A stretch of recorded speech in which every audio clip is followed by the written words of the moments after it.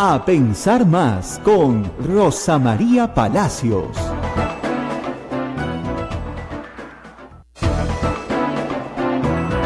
Ocho en punto de la mañana, señoras y señores, muy buenos días, bienvenidos a Pensar Más con Rosa María Palacios a través de las emisoras de Sodonco, Radio Santa Rosa en Lima, Radio Santo Domingo en Chimbote, Radio San Martín en Arequipa, Radio Veritas en el Cusco, Radio Cepago en Ucayali, Radio Quillabambe en la Convención, Radio Madre de Dios en Puerto Maldonado. Saludos también para Radio Huánuco, para todo Huánuco y para Ayacucho a través de Radio La Voz, que se unen a toda esta señal de A Pensar Más. Rosa María, muy buenos días. Bueno, muy buenos días, amigos, buenos días a los que nos escuchan en todo el país a través de la red Sodonco y por supuesto buenos días a todos los peruanos que nos escuchan en el exterior, que cada día son más y que me escriben mucho además. Bueno, evidentemente la noticia mundial es la muerte de Stephen Hawking, como ustedes ya habrán podido escuchar temprano en el noticiero. Es una de las mentes, digamos, brillantes del siglo XX y del siglo XXI, que además ha sido una inspiración para millones de personas en el mundo con discapacidad y que sufrió una enfermedad con un pronóstico muy dramático. Sin embargo, logró vivir más de 50 años después de que se le dijo que no iba a vivir más de 2.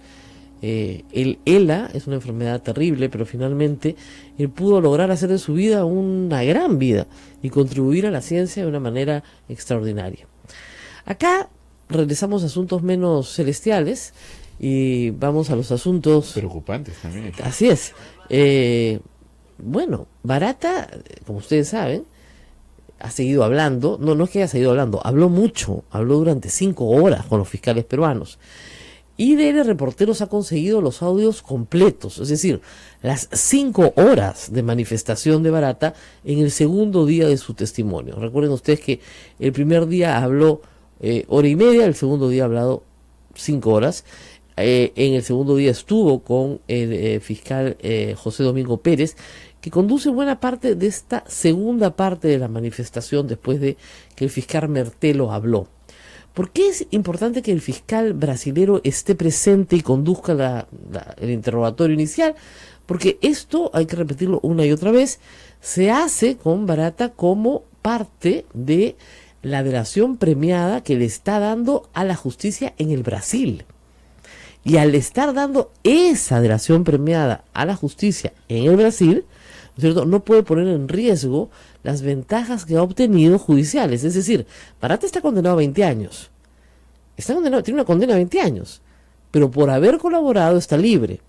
Si él miente, omite, dice falsedades, pierde su colaboración y va preso. Muy bien, esa es la delación premiada que hay en Brasil.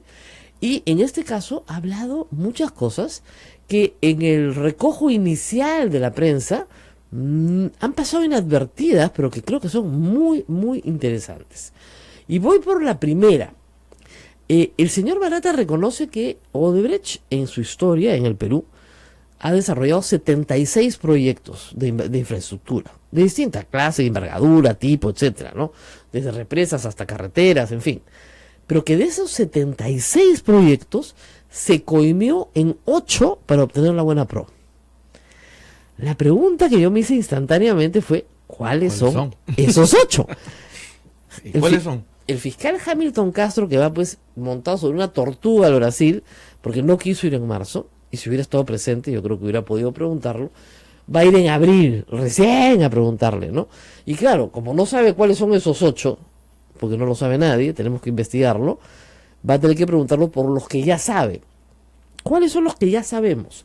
Los 2 primeros que reconoce Odebrecht en su conjunto en la declaración que hacen al Departamento de Justicia de los Estados Unidos en diciembre del 2016 y que es el dique, digamos, que se rompe y hace que las investigaciones comiencen, digamos, en todas partes y sobre todo que se le preste verdadera atención en el Perú. A pesar de que Marcelo Odebrecht estaba preso casi un año antes, en el Perú prácticamente no se le había prestado atención al tema, si no hubiera sido por gente como Gustavo Gorriti y otros periodistas que estuvieron dedicados a la investigación. Entonces, hay 2 obras ahí. En esas 2 obras se dice que se coimió por $29 millones. en realidad no va a coincidir con la nueva declaración de Barata de las 8 obras. Esas 2 obras no están señaladas como la Interoceánica Sur o el Metro de Lima, pero por su descripción son la Interoceánica Sur y un proyecto de transporte para Lima en los años 2006, 2007, 2008, o sea, pleno gobierno de Alan García, es el Metro de Lima. ¿Ok? Entonces, esas 2 primeras, Interoceánica Sur, Metro de Lima, línea 1. ¿Qué sabemos de ambas? Sabemos que en la primera, Alejandro Toledo pidió 30 millones de dólares, se le dieron 20 millones de dólares. Y sabemos que en la segunda hay un conjunto de personas que trabajaban con el viceministro de Comunicaciones del Ministerio de Transportes y Comunicaciones de esa época, que todas tienen cuentas en Andorra, ¿no es cierto? Esas personas, además de el señor Atala y otros más, podrían llegar a sumar los 9 millones de dólares para completar los 29 millones de dólares. Luego hemos sabido, por declaraciones de Barata, preliminares de enero del año 2017, o sea, hace un año, que había un caso en el Cusco, ¿no es cierto? El caso de Acurio y de los pitucos, como decían acá, ¿no es cierto? Ese es uno. 2, el caso de Félix Moreno, también investigado en el Callao, actualmente libre, no sé, estuvo preso, pero simplemente está con impedimento de salida, con algunas medidas de arraigo, pero está libre. Y el tercer caso es un caso que se investiga en Ancash por la propia Fiscalía de Ancash, que determina que el entonces gobernador César Álvarez estaba involucrado efectivamente en una coima por la pavimentación de una carretera en Ancash. Entonces tenemos esos 3 casos: Cusco, Callao y Ancash, más Interoceánica Sur y Metro de Lima. Bueno, queridos amigos oyentes, nos faltan 3. ¿Cuáles? Yo acepto sugerencias, como dice el público. Supongamos que hayan tenido que empezar a coimear a partir de Toledo, ¿ok? Supongamos. No digo que no haya habido coima en la época de Fujimori, ni siquiera no digo que no haya habido coima en la época de Alan García primero, porque ya desde ahí tenían el proyecto Chinecas. No digo que eso no, pero lo que sí puedo afirmar es que Barata no estaba en el Perú sino hasta el año 97-98. Y que en el 97-98 no se construyeron grandes obras de infraestructura porque teníamos una crisis económica muy fuerte, ¿no es cierto? La salida de Fujimori se da en medio de una crisis económica. Entonces, plata comienza a ver, ¿no es cierto?, hacia finales del gobierno de Toledo. Por lo tanto, tendría que ser en el gobierno de García o en el gobierno de Humala. El gobierno de Humala, recordemos, ya el 2015 estaba Marcelo Odebrecht preso y el 2014 el caso de Lavallato era un caso en marcha. No los había detenido aún todavía, pero era un caso en marcha. Así que poco probable que el 2014-2015 quisieran meterse en más líos, ¿no es cierto? Pero alrededor de esa fecha, ¿no es cierto?, podrían haber parado. Entonces, con Humala no consiguen la línea 2 del metro, la pierden y Barata lo cuenta. Él dice, nunca hubo una correspondencia entre los aportes de campaña y lo que conseguíamos. O sea, por ejemplo, con Humala perdimos la línea 2 del metro. O sea, y la hubiéramos querido. Pero sí ganan el gasoducto surperuano. ¿Por qué? Porque el otro postor, el postor que participa contra ellos, cambia la conformación de su consorcio días antes y eso estaba prohibido. Entonces ganaron por walkover, ¿ya? Pero ganaron. Habría que ver si hay algo ahí. Pero en todo caso, si ganas por walkover no tienes necesidad de pagar coima. Porque no había. Gasoducto surperuano que, dicho sea de paso, luego la operación se frustró y hoy nos han devuelto la plata. No sé si dieron cuenta de sus recibos del mes pasado. ¿Cómo se redujo la luz? Ya, nos han devuelto la plata pues del gasoducto surperuano. Por eso nos han reducido la cuenta de luz. ¿No te has dado cuenta? Sí. ¿Sí? ¿Por eso fue? Bueno, muy bien. Entonces, esas serían las 2 obras posibles en el gobierno de Humala. Perdón, de las 2 posibles en el gobierno de Humala, digamos, una la perdieron, así que ahí no ganaron nada, Metro Línea 2, y la otra, al final de cuentas, el otro competidor es retirado. Alguien podría decir, bueno, si es una interpretación muy abusiva de la ley, puede ser, pero esas eran las normas, ¿no? Y por eso está involucrado el marido de la señora Letona, y hay todo un lío en Proinversión en este momento, pero la verdad es que efectivamente no cumplían con el requisito de no cambiar la conformación del consorcio. Muy bien. ¿Qué nos queda? Nos queda el gobierno de García. estamos hablando de 3 obras que faltan. Nos falta Olmos, Trasvase Olmos, Olmos H2O. ¿Qué nos falta? Y durante el gobierno de García es el gobierno en que más obras realiza Odebrecht. Entonces, sería muy interesante. Mira, la cara de Eduardo se volteó. Dije, García se volteó. Hay 3 obras que faltan, que no están identificadas. De las 8 que señala Barata, por lo menos esas 8, donde dice que las obtuvieron con coima. ¿No es cierto? Sacando las 3 regionales, sacando las 2 que ya dijeron, quedan 3. ¿Cuáles son esas 3? Si una fuera de Humala, en el supuesto negado que así quedan 2 en el gobierno de García. ¿Cuáles son esas obras? ¿Y por qué nadie habla de eso? Esa es una de las informaciones más importantes que ha dado Barata ayer. No ayer, hace días, ¿no es cierto? Pero que revela en este artículo Gustavo Ruiz, y que entiendo ha puesto a todos sus periodistas a trabajar para tratar de dilucidar por el tamaño de las obras, por lo que costaron versus lo que se licitó, ¿no es cierto? ¿Cuáles son? Irsa Norte, como te digo, Olmos, la represa de Chaccha es más vieja, pero igual, ¿cuál? ¿En dónde? ¿Cómo? ¿Cuándo? Diga usted, señor, no lo sé, pero él ha dicho 8 con coima y tenemos 5 con coima. ¿Dónde están las otras 3?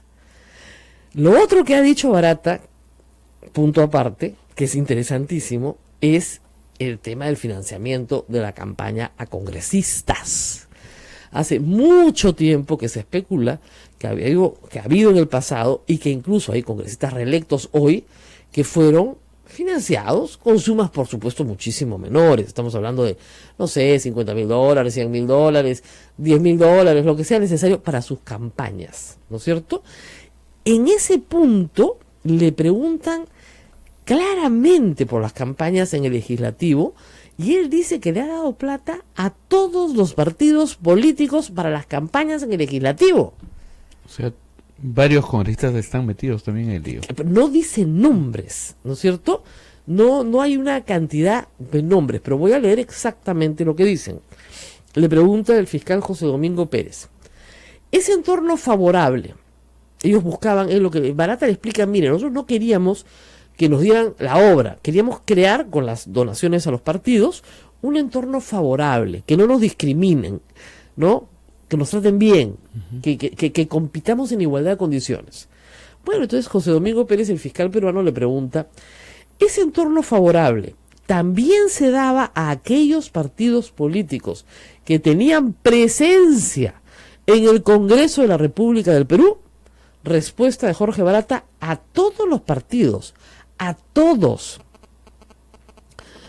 Pregunta de José Domingo Pérez, aquellos partidos políticos que no ganaron las elecciones. Respuesta de Barata, todos. Pregunta del fiscal José Domingo Pérez, al partido Fuerza 2011 de Keiko Fujimori, que no ganó las elecciones, pero que tuvo presencia en el Congreso de la República. Respuesta de Barata, por tercera vez, todos. Pero le voy a decir, la respuesta es sí. Entendíamos que el poder legislativo también tiene un papel muy fuerte en el proceso de un país, así como el ejecutivo. Pese a que el legislativo en el Perú tiene un papel mucho más fiscalizador que promotor, también pretendíamos con las donaciones de campaña tener algún acceso al legislativo. ¿Ya qué más les puedo decir? ¿No? Entonces, hay una pregunta adicional. Cuando usted habla de fiscalización del Congreso, ¿estamos hablando respecto de algún proyecto en el que haya participado su empresa? Respuesta de Jorge Barata. Durante los 19 años que estuve en el Perú, el Congreso ha hecho unas 100 investigaciones para todos los proyectos. Los partidos de oposición, cuando termina un gobierno, lo investigan. Entonces, era un proceso normal. Al comienzo nos asustábamos y nos preocupábamos, pero a partir del momento en que percibimos que eso era normal, cuando pasamos del gobierno del señor Fujimori al del señor Toledo, pasamos 3 años hasta que nos recibió, porque decía que éramos fujimoristas, porque hicimos muchas obras durante el gobierno del señor Fujimori. Cuando entró el señor Alan García, también bromeaba y jugaba con nosotros, diciéndonos que éramos toledistas, porque habíamos hecho varios proyectos durante el gobierno de Toledo.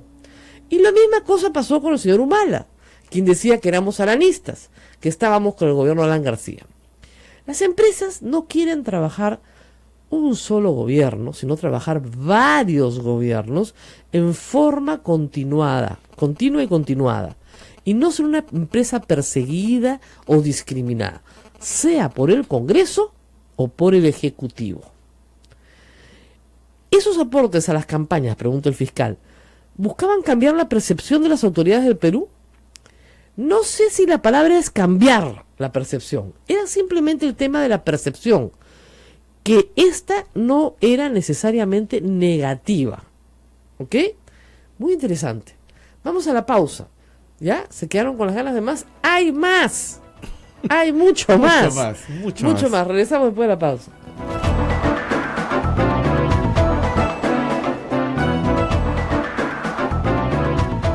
Sodomco, Sociedad Dominica de Medios de Comunicación.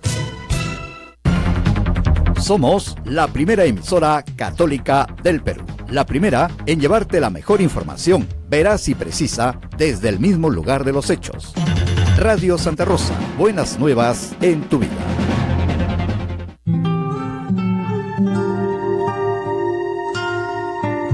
Cuaresma, camino a la Pascua.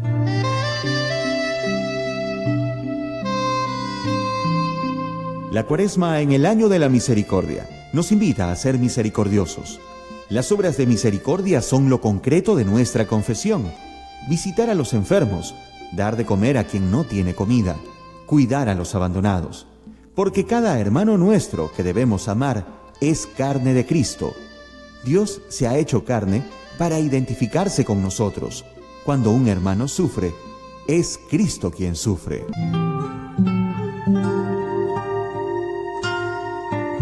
Cuaresma, camino a la Pascua.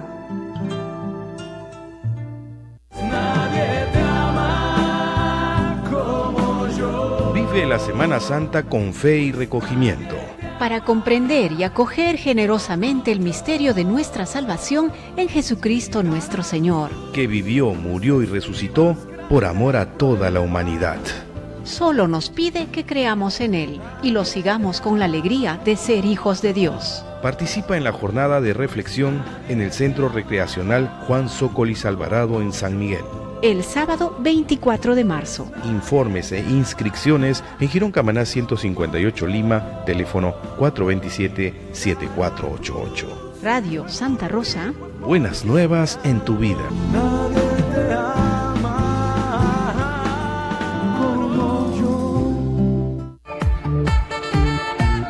Radio Santa Rosa, 60 años, llevándote buenas nuevas en tu vida. Sodomco, Sociedad Dominica de Medios de Comunicación. 8 de la mañana con 16 minutos, usted está a través de Sodomco en las emisoras Radio Santa Rosa en Lima, Radio RSD en Chimbote, Radio San Martín en Arequipa, Radio Veritas en el Cusco, Radio Cepagua en Ucayali, Radio Quillabamba en la Convención y Radio Madre de Dios en Puerto Maldonado. Rosa Bueno, María. hay que decir que en esta historia de los congresistas, creo yo, que lo interesante es saber qué congresistas que hoy son congresistas estuvieron en las elecciones del 2011. Porque estando ya en las elecciones del 2011 tienen que haberse enterado de algo. Las elecciones donde Odebrecht hace aportes masivamente son las del 2011.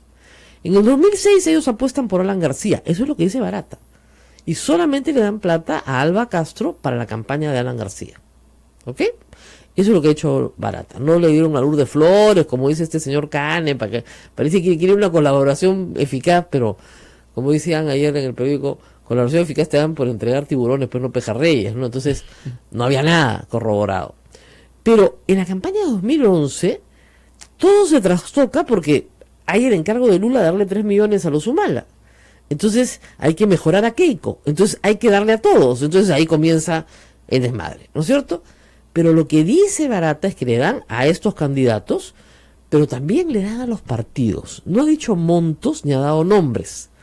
Pero yo anoche hice una listita, ¿no es cierto?, de cuáles son los congresistas que estuvieron en el Congreso del 2011 y que siguen hoy en el Congreso. Son 16, para que vean cómo castiga el pueblo, de 130. O 17. Leila Chihuahua sigue siendo congresista, ¿no? Sí. 17. Son 17 de 130. Y vamos por grupos, los actuales, ¿no? Porque estas personas pertenecieron a otros grupos, pero en fin. A ver, reelectos del 2011 son, en Fuerza Popular, Galarreta, Alcorta, Chacón, Kenji, Salgado, Beteta, bueno, Rosas, que después se salió, y Chihuahua. ¿Ok? Ahí van 8. En el APRA, Mulder, Velázquez Quesquén, Luciana León, congresista Elías. De PPK, Bruce. Y creo que ahí están todos. Acción Popular, perdón. Lescano y Víctor Andrés García Belaúnde. Vitocho.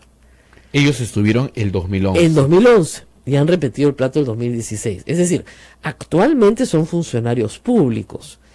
Los que no son actualmente funcionarios públicos, tal vez no sean el objeto de una investigación, pero los que así son funcionarios públicos hoy, creo que sí serían objetos de una investigación un poquito más delicada, ¿no? Porque yo insisto en esto. Recibir dinero de campaña no es delito. Yo no creo que estas personas merezcan ir a la cárcel, pero sí nos podrían contar, todos han salido a negarlo, por supuesto, ayer, unos más rápido que otros, ¿no? Pero todas estas personas estuvieron en el Congreso del 2011-2016 y fueron reelectos el 2016 hasta el 2021 en teoría. Entonces, ¿qué nos pueden decir de las declaraciones del señor Barata? Porque ¿qué pasa si el señor Barata en el próximo interrogatorio en abril dice, bueno, me olvidé de contarle, de estos 17 reelegidos, no se imagina. Aparte de todos los que les dimos, pero los que están actualmente, este y el otro. La cara de todos han levantado los ojos así. Claro, entonces, ¿cómo estos señores van a tener alguna objetividad para pronunciarse sobre el caso Lavallato si han recibido dinero de Odebrecht? Ya no estamos hablando de un tema delictivo, sino de un conflicto de interés. Es decir, si a mí me financia la empresa tal, ¿qué independencia puedo yo tener para, digamos, emitir un pronunciamiento en la Comisión Lavallato, donde me toque estar sobre este grupo? ¿No es cierto? Eso es muy raro, ¿no? Entonces, habría que preguntar qué pasó, escucharlos, ¿no es cierto? Marisol Espinosa también se reintegra, pero en otro partido, me había olvidado de ella, ¿ya? Y bueno, esos son los 17 que he mencionado. 17 de 130, no se reeligen más en el Perú. El castigo del público es muy duro, muy duro. No perdona la población peruana, y eso está bien. Ahora, también está mal porque no hay continuidad en el trabajo del Congreso, ¿no? Luego han habido otras noticias ya fuera de las declaraciones de Barata, pero algunas vinculadas. Una más. Le preguntaron por Nava. El señor Carlos Nava. Carlos Nava, secretario general de la presidencia del Consejo de Ministros durante muchos años, durante el gobierno de Alan García. Y dijo que con el señor Nava trabajaban desde 1994. Ha sido toda una sorpresa. ¿Qué? ¿Desde 1994? Sí, que Odebrecht trabajaba con Nava desde 1994. Es decir, desde antes de que llegara él. O sea, le preguntan algo específico sobre los camiones de Transportes Don Reina, que es una empresa vinculada a la familia del señor Nava, sus hijos, y él dice, yo no vi una referencia al señor Nava o a los camiones, pero sé que existe una investigación en Perú que ya preguntó sobre ese hecho. Ahora, por lo que recuerdo, eso es lo que dice Barata, el señor Nava trabajó con Odebrecht desde 1994 y ya tenía una empresa que hacía transporte de tractores pesados y ya prestaba servicios a la empresa desde hace mucho tiempo.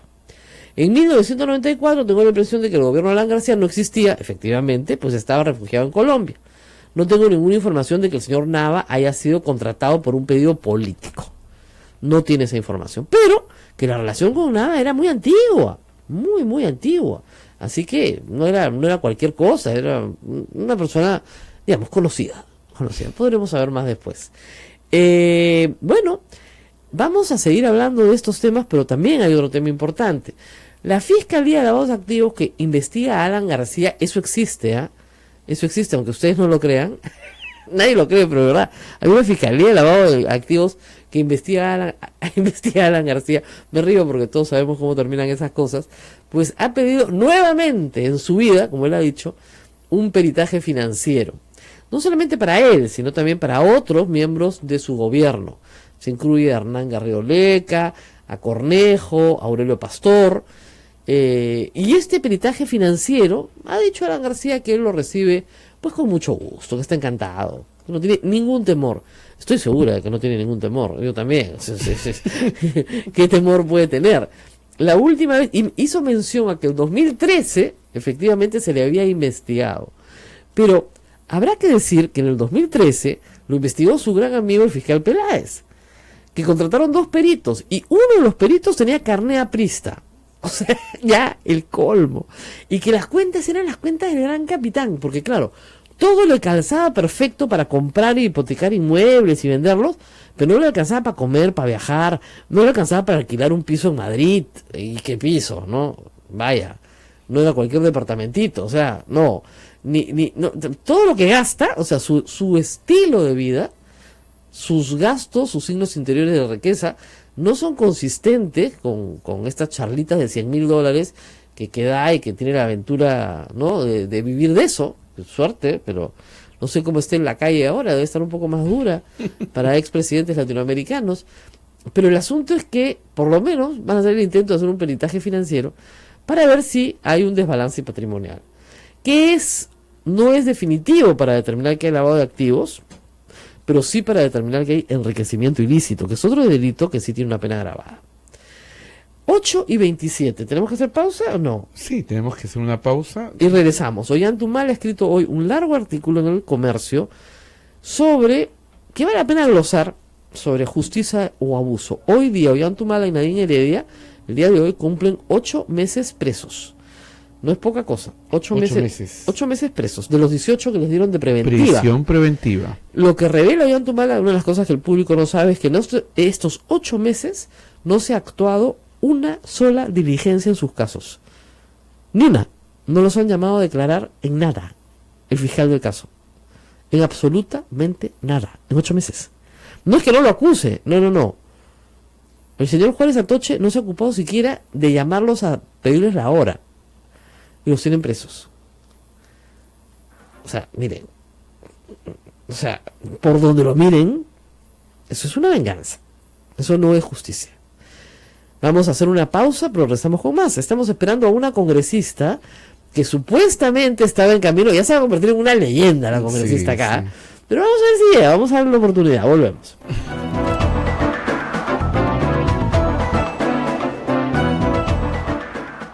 Sodomco, Sociedad Dominica de Medios de Comunicación. Somos la primera emisora católica del Perú. La primera en llevarte la mejor información, veraz y precisa, desde el mismo lugar de los hechos. Radio Santa Rosa, buenas nuevas en tu vida. Nadie te ama como yo. Vive la Semana Santa con fe y recogimiento. Para comprender y acoger generosamente el misterio de nuestra salvación en Jesucristo nuestro Señor, que vivió, murió y resucitó por amor a toda la humanidad. Solo nos pide que creamos en Él y lo sigamos con la alegría de ser hijos de Dios. Participa en la jornada de reflexión en el Centro Recreacional Juan Sócolis Alvarado en San Miguel. El sábado 24 de marzo. Informes e inscripciones en Girón Camaná 158 Lima, teléfono 427-7488. Radio Santa Rosa. Buenas nuevas en tu vida.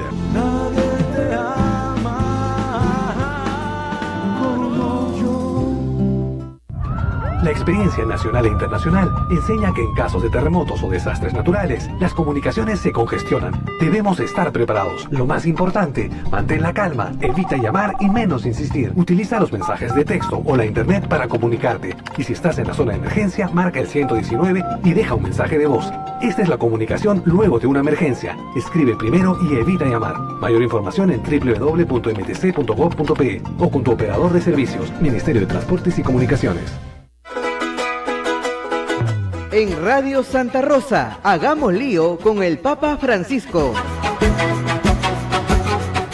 ¿Qué hay en la raíz de la esclavitud del desempleo, del abandono de los bienes comunes y de la naturaleza. La corrupción, un proceso de muerte que nutre la cultura de la muerte. Porque el afán de poder y de tener no conoce límites. La corrupción no se combate con el silencio. Debemos hablar de ella, denunciar sus males, comprenderla para poder mostrar la voluntad de hacer valer la misericordia sobre la mezquindad, la belleza sobre la nada.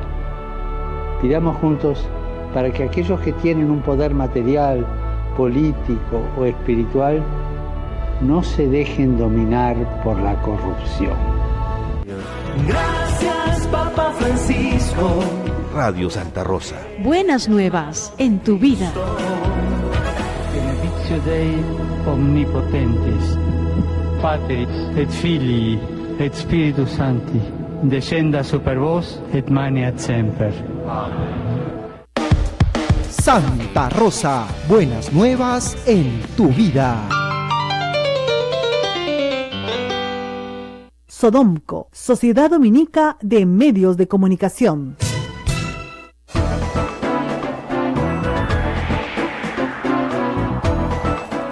Ocho y 32, bueno, y les contamos que en realidad estamos esperando a la congresista Maritza García.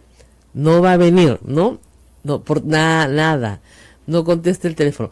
Ayer nos mandó una foto de ella sentada en el avión, que el avión ha salido atrasado. El lunes nos dijo que no podía. Vamos miércoles, tampoco llega. Ya acá nos estamos riendo mucho porque se va a convertir en nuestra invitada fantasma. Así como Yesenia Ponce tiene compañeros de promoción fantasma, ¿no? La congresista Maritza García es una invitada fantasma, nunca llega. Es una cosa de lo más extraña. Y miren, da risa pero también da un poco de pena porque cuando un invitado te planta, lo que hace es quitarle el espacio a otra persona que con la debida anticipación hemos podido invitar para aparecer en el programa.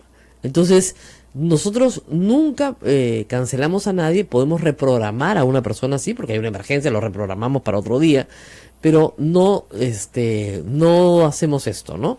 Está mal. Y se vuelven políticos en los cuales no se confía, ¿no es cierto?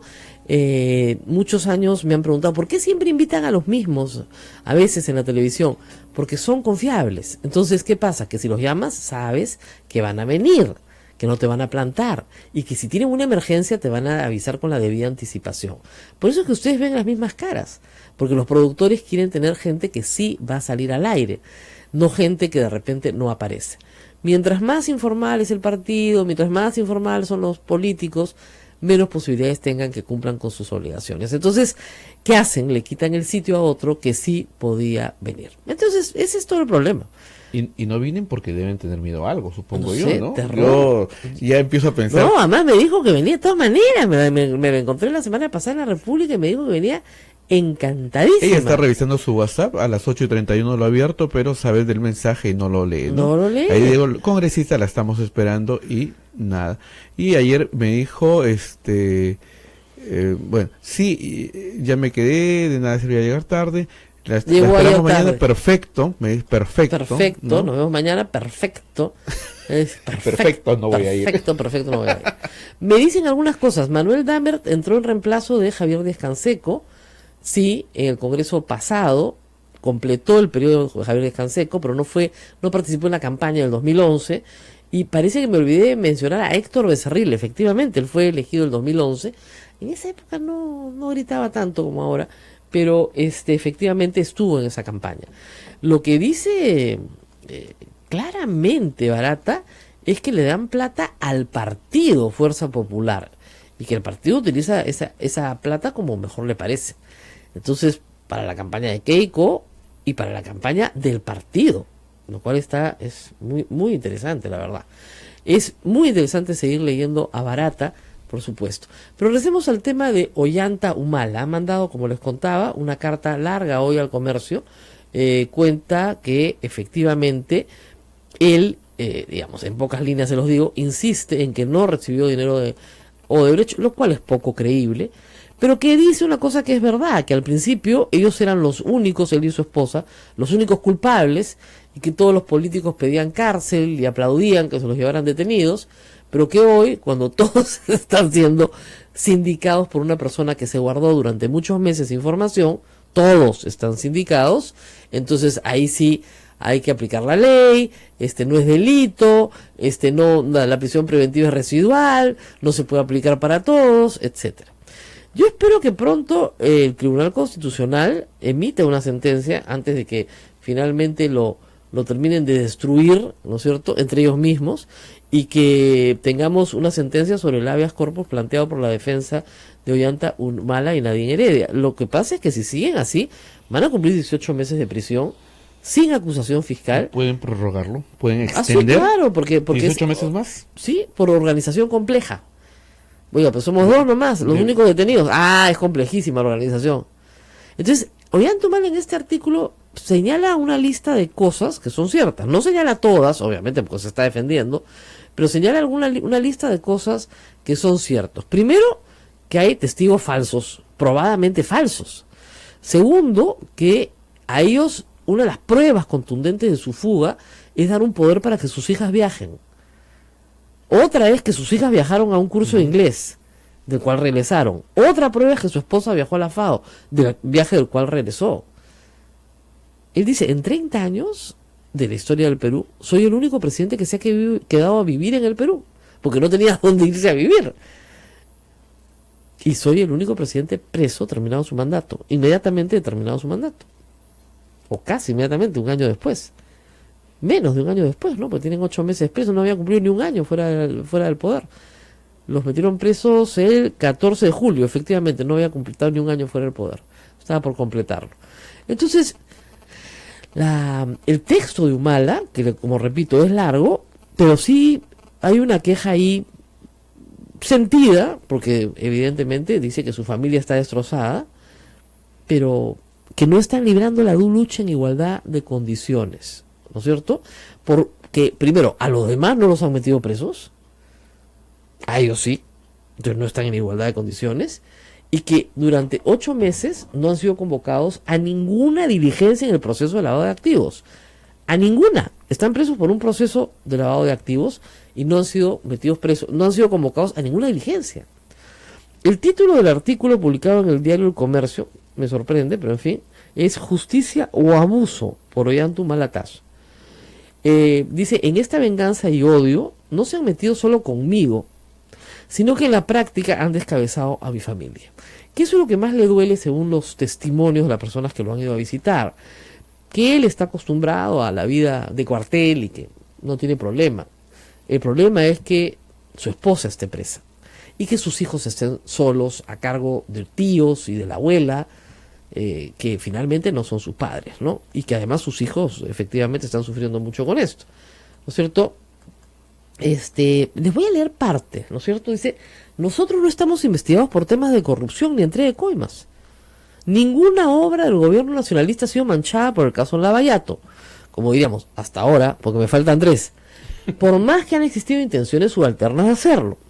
Hemos sido minuciosamente investigados, porque así debe suceder al término de cada gobierno. Hemos agotado esfuerzos para luchar contra la corrupción del Estado, incluso estableciendo cláusulas anticorrupción en contratos públicos y publicando rigurosamente los procesos. Ahí están para ser revisados. Mi esposa y yo somos investigados por un supuesto aporte de campaña. Esa es la tesis fiscal. Y nosotros le hemos negado tajantemente porque estamos seguros de lo que afirmamos. Soy consciente que hoy todos niegan haber recibido aportes económicos de Odebrecht. Están en su derecho. Pero para eso las investigaciones y un debido proceso deberían poner cada cosa en su lugar. Nosotros venimos siendo investigados por un presunto aporte desde hace más de 3 años y con cada declaración la tesis de la Fiscalía se debilita aún más. Sin embargo, somos los únicos que cumplimos una prisión preventiva, abusiva y arbitraria. Hoy cumplimos 8 meses exactos en prisión sin que nadie haga merecer una acusación en contra nuestra. Es claro que se ha generado una opinión negativa entre la población y Jorge Barata, que lucró en contra de los intereses nacionales y que hoy goza de una gran credibilidad. No obstante, las gruesas incoherencias en lo que ha dicho sobre nosotros, hay gruesas incoherencias en lo que ha dicho sobre nosotros. Vamos a ver cuáles son, ¿no? A ver qué dice. Se ha confirmado que el representante de Odebrecht y la misma empresa en el Perú Me vieron como una amenaza a sus intereses ideológicos y corporativos, considerándome su enemigo. Su representante afirma, sin pruebas, que aportó a mi campaña, pero el principal gremio empresarial peruano ha señalado que todos conspiraron contra mí. Nunca fui su candidato y nunca apostaron por nuestra propuesta. Para disimular que hayan financiado una contracampaña y hayan apoyado a la candidata Fujimori, involucran al Partido de los Trabajadores, señalando que el aporte al nacionalismo fue por su indicación, minimizando su responsabilidad empresarial. Bueno, Ollanta-Humala no lo sabe, pero tal vez eso lo beneficia. Desde hace más de un año, Jorge Barata lanzó esta acusación, escondiendo tras su revelación a quienes sí festinaron con el dinero del Estado y proteger a quienes siempre le tendieron la mano. Hay que resaltar que el interés por mi caso le ha servido a los representantes de Odebrecht en el Perú para obtener los beneficios que no han conseguido ni siquiera en Brasil.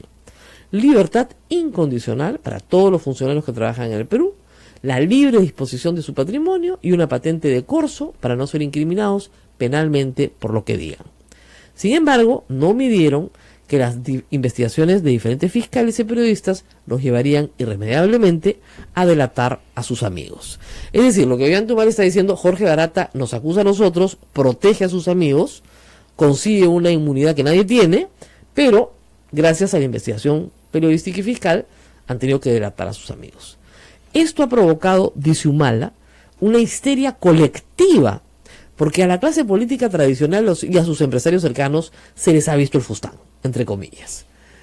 Sí, pues bueno, se les ha visto el fustán hace rato. A ver, recuerdan, dice, que cuando nosotros éramos los únicos investigados, toda la clase política pedía linchamiento popular y cárcel porque no podía ponerse en duda lo que dijera cualquier representante de Odebrecht. Ninguna persona, por más animadversión y duda que se tenga sobre ella, debe estar presa sin que se haya corroborado mínimamente una declaración. Así debió ser siempre y así debe ser hoy. Hoy cumplimos 8 meses, y ahí deja el tema de sus adversarios políticos y pasa a su tema. Hoy cumplimos 8 meses afrontando un proceso en prisión preventiva por una combinación de supuestos que van desde un viaje a la FAO, del cual nadie regresó, la demora de 12 minutos para llegar a una diligencia. Eso es verdad, nos acusaron de entorpecer cuando Keiko no va, ¿ya? Eso llegaron 12 minutos tarde, era un escándalo. La firma de un poder para que nuestras hijas puedan viajar en su periodo vacacional, que el fiscal tomó como parte de un intento de fuga. Audios sobre un tema del cual yo nunca fui parte, son los audios madre mía, no lo menciona, pero a eso se refiere, y que es ajeno a esta investigación, entre otros. Y todo esto suena más a excusas que a una investigación seria. Si sumamos el uso de falsos testigos y eternos aspirantes a colaborador, que han sido descubiertos constantemente sus mentiras, si acuerdan ustedes, uno que decía que había hablado con Chávez, ¿no? Una mitómano, hasta Müller dijo que era mitómano, no hace más que ahondar en la arbitrariedad y abuso de una medida que ha causado un daño irreparable a mi familia. Somos fuertes y estamos firmes, pero no libramos esta lucha en igualdad de condiciones. ¿Sabe, por ejemplo, la población que de hace más de 8 meses no hemos sido convocados a ninguna diligencia en el proceso de lavado de activos? Es decir, no se ha requerido nuestra presencia para absolver ninguna duda o hacer llegar personalmente algún documento. Si estos 8 meses hubiéramos estado libres, nada hubiera cambiado en la investigación y nos hubiera permitido defendernos en igualdad de condiciones. Entonces, ¿por qué continuar con este atropello? Al Partido Nacionalista Peruano y a cada uno de nosotros nos han levantado nuestras cuentas bancarias, nuestro secreto tributario, financiero y telefónico. La Fiscalía a cargo del caso ha buscado información sobre nosotros en el exterior y no ha encontrado nada. Ni cuentas millonarias, ni offshores, ni propiedades, ni empresas consorciadas, ni testaferros, ni conferencias, ni cuentas de banco en Andorra o en otros paraísos fiscales. Nada. Después de 30 años soy el primer presidente de la República que al término de su mandato se quedó a vivir en el Perú junto a toda su familia. Sin embargo, en esta venganza y odio no se han metido solo conmigo, sino que en la práctica han descabezado a mi familia. Esto no es justo, es una vergüenza. Esta es la palabra de Ollanta-Humala Otazo, publicado hoy, que está justamente cumpliendo 8 meses de prisión en la diócesis y su esposa en la zona de terroristas, en el penal de mujeres de Santa Mónica. Aquí hay algo más. Rocío Calderón también ha sido parte de un interrogatorio, su caso, ¿no? Y esto lo ha informado Wilfredo Pedraza, que es el abogado de Ollantumala. Y se ha dicho lo siguiente: terminó en Brasil la testimonial de Valfredo de Asís Ribeiro, mandamás de OAS en el Perú. El contrato de Rocío Calderón no es trucho. Nunca aportó a la campaña del presidente Humala el 2006 o el 2011. Menos pagó una coima Nadine por el Hospital Lorena ni por otra cosa. Esto es lo que dicen la gente de OAS en el Brasil a los fiscales peruanos, al fiscal Juárez, justamente, que lo interrogó. Entonces, esta es otra información. Pausa y vamos volvemos. A la pausa, hay muchas preguntas que vamos a resolver del público. Me parece, yo encantada. Vamos a la pausa. 8:46, volvemos.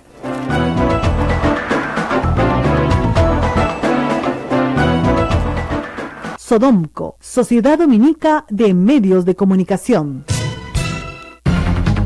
Somos la primera emisora católica del Perú. La primera en llevarte la mejor información, veraz y precisa, desde el mismo lugar de los hechos. Radio Santa Rosa, buenas nuevas en tu vida.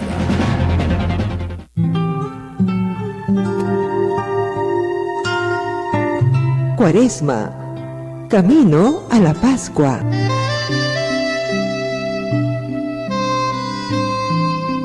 La Cuaresma en el Año Santo de la Misericordia nos invita a tener presente las 7 obras de misericordia corporales: dar de comer al hambriento, dar de beber al sediento, dar posada al peregrino y al necesitado, dar vestido a los pobres, visitar y atender a los enfermos, visitar y ayudar a los presos y dar sepultura a los muertos. Practiquémoslas y estaremos en camino a la Pascua. Cuaresma, camino a la Pascua. Nadie te ama como yo. Vive la Semana Santa con fe y recogimiento. Para comprender y acoger generosamente el misterio de nuestra salvación en Jesucristo nuestro Señor, Que vivió, murió y resucitó por amor a toda la humanidad. solo nos pide que creamos en Él y lo sigamos con la alegría de ser hijos de Dios. Participa en la jornada de reflexión en el Centro Recreacional Juan Sócolis Alvarado en San Miguel. El sábado 24 de marzo. Informes e inscripciones en Girón Camaná 158 Lima, teléfono 427-7488. Radio Santa Rosa. Buenas nuevas en tu vida. Nadie te ama como yo. Radio Santa Rosa, 60 años, llevándote buenas nuevas en tu vida. Sodomco, Sociedad Dominica de Medios de Comunicación. 8 de la mañana con 48 minutos, 8:48, hay preguntas, Rosa María. La gente está muy preocupada y nos dice, José Antonio Inga Garboso nos dice, nosotros no podemos como ciudadanos proponer una ley para que los aportes de campaña sean ilícitos y sea sancionado penalmente. Ya estamos cansados de tanto legislativo y ejecutivo que nos vean la cara de sonsos. Bueno, el problema, señor Inga, es el siguiente. ¿Quién va a aprobar esa ley? Ese es todo el problema. El Congreso. El Congreso, muy bien. ¿Y el Congreso usted cree que quiere aprobar esa ley? Yo hace años que lo vengo pidiendo. Podemos reunir 50.000 firmas y presentar una iniciativa legislativa. De hecho, Transparencia pidió 32 reformas en el sistema político peruano y las presentó con 50.000 firmas. ¿Qué ha hecho con eso el Congreso? Nada. Y eso, que no, ellos pedían como sanción la pérdida de la inscripción partidaria, ¿no? Como la sanción más grave. Ojo, sanción que se da en muchos países de América Latina cuando haces este tipo de irregularidades. Ni eso quisieron. Olvídese de la parte penal. Entonces, con este Congreso es imposible, porque todos están metidos en el lío. El día que de este Congreso salga una ley que prohíbe y penaliza como delito los aportes de campaña, ese día les comienzo a creer algo. Pero en este momento no les puedes creer nada, pues, porque su compromiso con la corrupción es falso, es una hipocresía. ¿Qué más tenemos? Bueno, hay gente que está comentando la ausencia de la congresista Marisa García. Dice que te tiene miedo. No creo, porque más bien íbamos a contar una historia muy bonita, muy linda, pero en fin, No creo que me tenga miedo. Me tenía mucha confianza, no sé. Qué raro, pero en fin. ¿Por qué acusan a Yoshiyama por lavado de activos? Preguntan. Bueno, Sí. esa es una situación, digamos, que yo no comparto, ¿ya?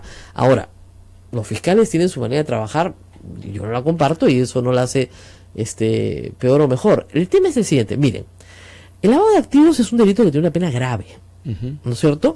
Porque implica un delito fuente.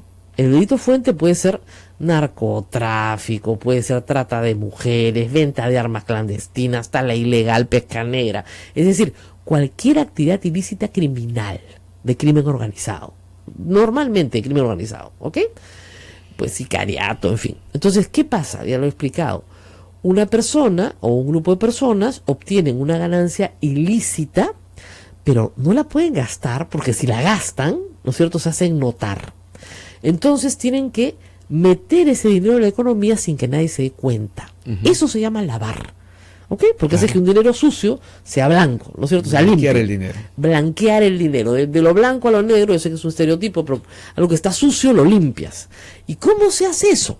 Utilizas empresas de fachada, testaferros, ¿no es cierto?, que con empresas de fachada que sí tienen actividades lícitas, una inmobiliaria, una farmacia, una cadena de pollo, lo que tú quieras, ¿no es cierto?, una transportista, ¿no es cierto?, dice que tiene X gastos, X costos, simula su contabilidad para colocar esa ganancia ilícita dentro de su propia contabilidad y colocarla dentro del sistema.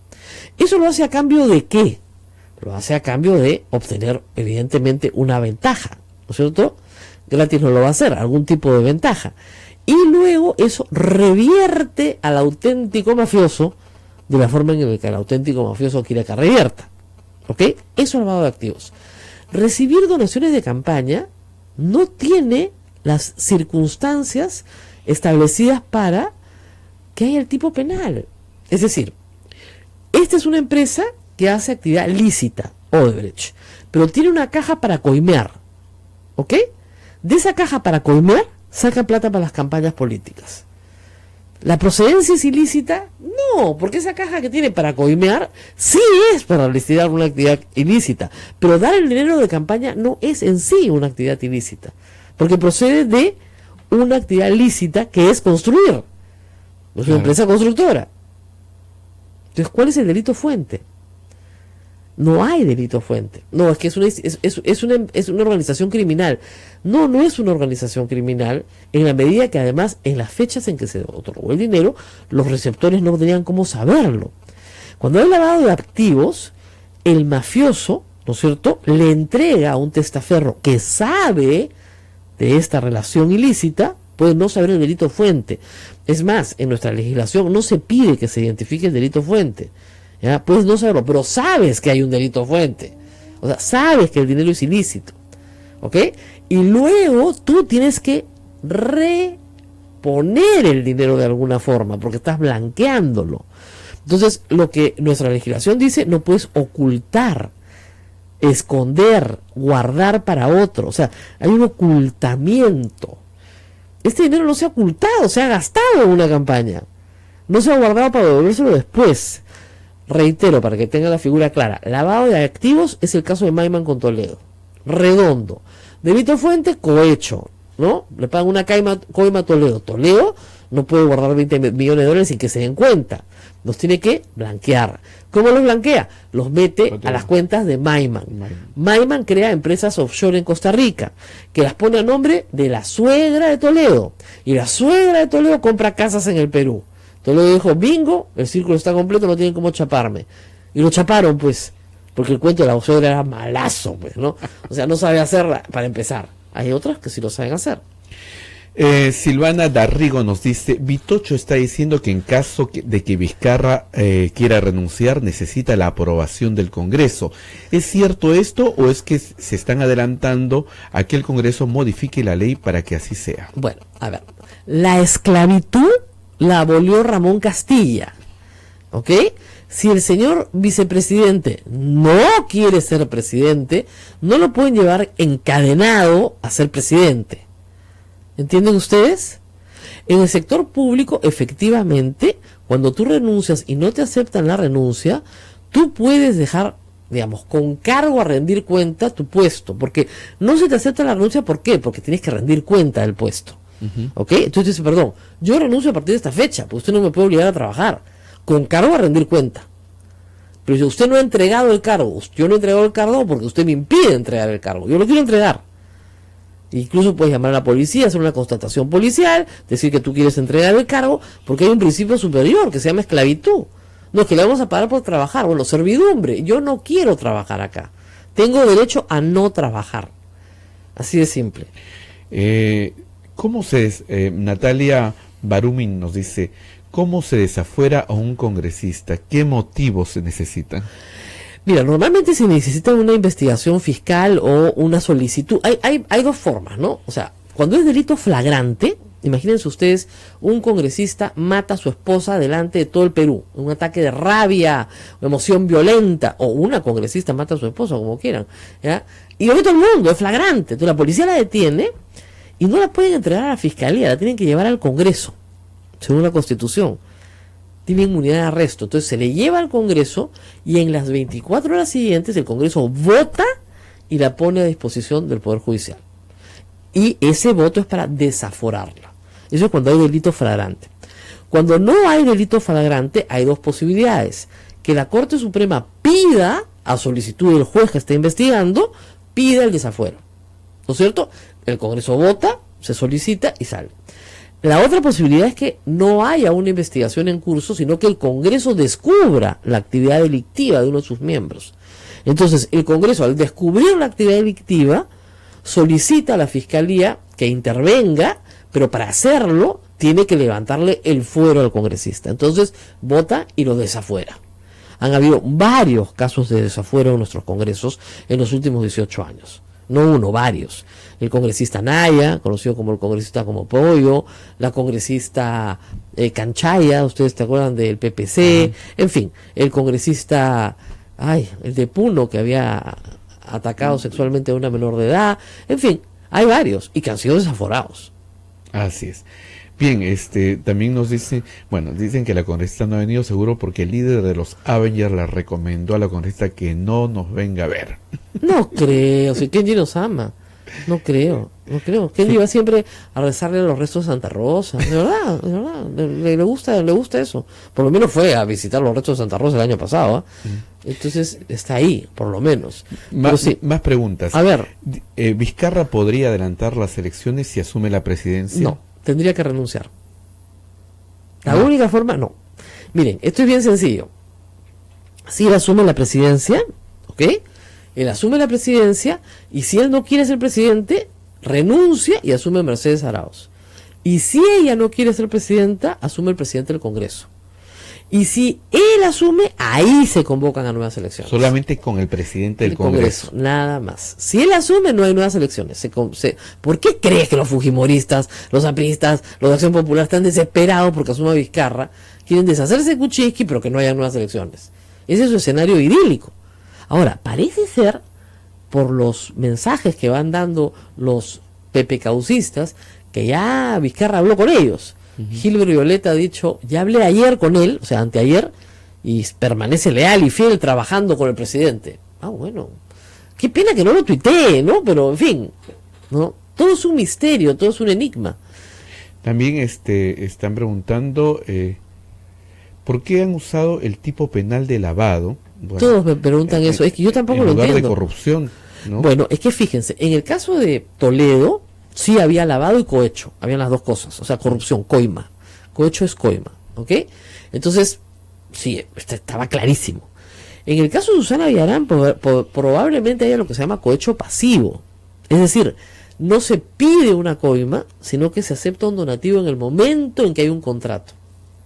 Y yo creo que en el caso de Susana Villarán ella no se había beneficiado económicamente en nada, pero que al suceder durante su gestión y siendo ella la titular, ¿no es cierto?, de esa gestión, va a haber una sanción contra ella. De hecho, tiene impedimento de salida.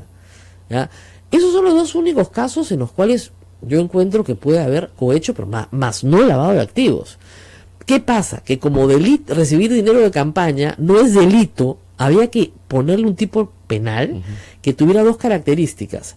que tuviera una pena muy larga y que además permitiera establecer que se puede hacer complejo el proceso. ¿Ok? Lavado de activos siempre son procesos complejos, porque hay muchas personas que participan, hay crímenes conexos, entonces, por esa razón, ¿no es cierto? Lavado de activos es un tipo utilísimo para estos casos. No sabemos de qué te vamos a acusar, te acuso de lavado de activos. Eso se va a caer después, cuando llegue al Poder Judicial, yo estoy segura. Pero por ahora, están haciendo la investigación, ¿no es cierto? Humala no indultó a Fujimori, nos dice Ana Burgos. ¿Ese será su gran pecado? ¿Y por eso esa razón de estar preso?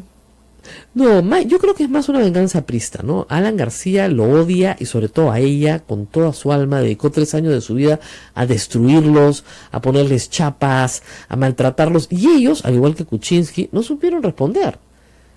No supieron responder, fueron mezquinos, se portaron pésimos, se portaron mal con todo el mundo, se pelearon con todas sus bases, se pelearon con su gente, se apartaron de sus propios ministros. Entonces, están cosechando lo que sembraron, sí, en el sentido de que no hicieron en política las alianzas que tenían que hacer. Ahora, ¿que merecen estar presos? De ninguna manera, no lo merecen en absoluto. Pero tal vez la cárcel los haga meditar sobre lo que hicieron mal, no estar muchas horas solo, ¿no es cierto?, contigo mismo. Tú dices, sí, pues no, si yo hubiera actuado de otra manera no estaría aquí. Pero lo cierto es que el enemigo número 1, acuérdate, decía que la reelección conyugal, el invento de la pareja presidencial, que actuaban casi como una célula, ¿no? Todo eso es invento de Alan García, y repetición constante de Alan García a través del Twitter y de los medios de comunicación. Decía que Martín Belaúnde Locio era el cajero de Palacio. O sea, dijo cosas horrendas. Y lo que no entendió Alan García es que cuando tú disparas tanto, la bala te puede caer a ti encima, pues, ¿no? Disparó, la bala rebotó y cayó encima de él, y él se hundió en las últimas elecciones, porque nadie quería un presidente que dijera las cosas que él decía. Acá me hacen una pregunta bien interesante, David Fairley. Dice, entendido que el vicepresidente no se le puede obligar a asumir el cargo de presidente si renuncia. ¿Qué sucede si un congresista quiere renunciar a su cargo? Entendía que un congresista no puede vacar su cargo. Y le voy a contestar. Esa es una de las grandes paradojas de nuestra Constitución. Presidente y vicepresidentes pueden renunciar a su cargo. Congresistas no pueden renunciar a su cargo. El mandato es irrenunciable. Javier Vallerriestra intentó en el Tribunal Constitucional lograr que se modifique esta disposición, pero no pudo. ¿Y por qué? Ustedes dirán, ¿pero por qué? Porque esta es una institución que viene de tiempos muy antiguos. Entonces, ¿qué pasaba? Te presionaban tus enemigos políticos y te obligaban a renunciar. Entonces, eras muy vulnerable, ¿no es cierto? Tu permanencia era muy vulnerable a la presión del enemigo político. Entonces, para que esto no sucediera, se te daba inmunidad y la garantía de que no podías renunciar. Entonces, si el enemigo político quería que renuncies, tú le decías, mira, no puedo. No puedo. O sea, imagínense, te amenazaban con tus hijos, ¿no es cierto?, porque ibas a votar de determinada manera. Facilísimo, secuestras al hijo del congresista y dices, mira, bien fácil, papito, ¿quieres a tu hijo vivo? Tú renuncias. Y entra tu accesitario. Y calladito nomás, ¿no? Porque si hablas, no hay hijo. ¿Se dan cuenta de lo vulnerable que es? Entonces, para evitar la vulnerabilidad, le dices, no pueden renunciar, aunque quieran. Esa es la razón. Es una razón extraña, pero viene de muy antiguo, de tiempos muy violentos en la política, ¿no? Bien, Rosa María, hay gente que pregunta por Castañeda, las elecciones municipales, pero el tiempo ya nos ganó. Nos ganó, tenemos que hablar de Castañeda de todas maneras, hombre. ¿Han visto la cantidad de obras tiradas que hay en esta ciudad? Tiradas. Entre las obras de Odebrecht contratadas, ¿no? Las de OA que no terminan, las del propio Castañeda que dice que va a hacer y no hace, el mamarracho que ha hecho en la Alameda, 28 de julio, Alameda de áreas verdes, ¿no? Verdes, así en plural. No hay un verde en singular sintético horroroso y no le pasa nada, ¿no es cierto? Entonces, claro, entonces me dicen, entonces Ramón Castilla no abolió la esclavitud de los congresistas. Digamos que tienen un contrato a plazo determinado sin posibilidad de escape. Ahora, ¿qué hace el señor Fairley, el congresista, que no quiere estar en el Congreso? Deja de asistir a las sesiones. Le descuentan, ¿no es cierto? Y simplemente no va. Así es. Se desentiende, como pasa en muchos consejos municipales y consejos regionales. Entonces, los regidores no van a ver eso. Claro, ¿para qué? Para que los vaquen. Me harté, no quiero ser parte, facilísimo. Tienes dos posibilidades: te mudas a la provincia al lado, ya, señor, ya no vivo ahí, o ya no estoy asistiendo a más de 3 sesiones, váqueme. Esa es la forma de salir. Se terminó el problema. Así es. Y se Aquí terminó el programa. consultorio para todo.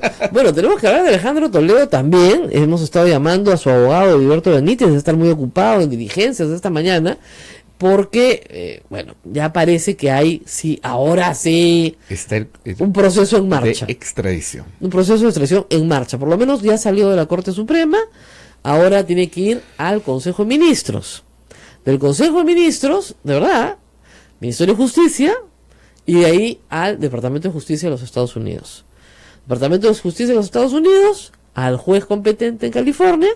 Juez competente ordena la extradición. ¿Qué se necesita para que sea extraditado? Se necesita, y esa es la pelea que está dando Toledo, que en el Perú hayan garantías de que va a tener un proceso justo.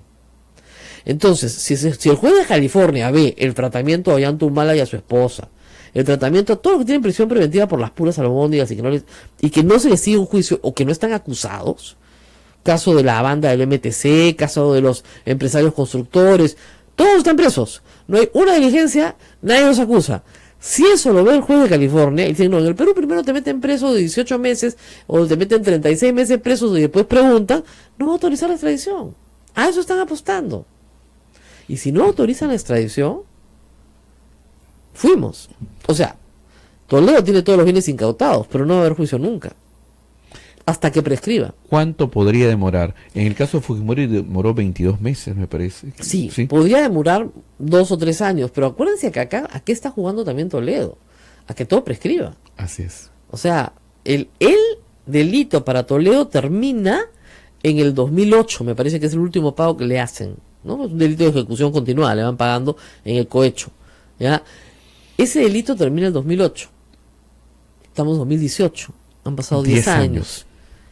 ¿Cuánto le falta para...? Si lo acusan por colusión, me parece que son 15 años. Estamos corriendo contra los plazos, ¿eh? Y si no lo extraditan y se queda 3 añitos más, 4 añitos más en Estados Unidos, regresa, se presenta, así como Montesinos que a veces reclama que le den la plata de alguna cuenta, igualito, esas casas son mías, señor. Son de mi suegra, las heredaba mi mujer y mi hija. ¿Ah? Está jugando contra el tiempo, sin ningún problema, sin ningún apuro. O sea, lo que va a hacer es dilatar todo lo posible para jugar a la prescripción, siguiendo al maestro y guía Alan García. Nos vamos, Rosa María. Nos vamos, hasta mañana. Mañana con 8 minutos. Gracias por la sintonía.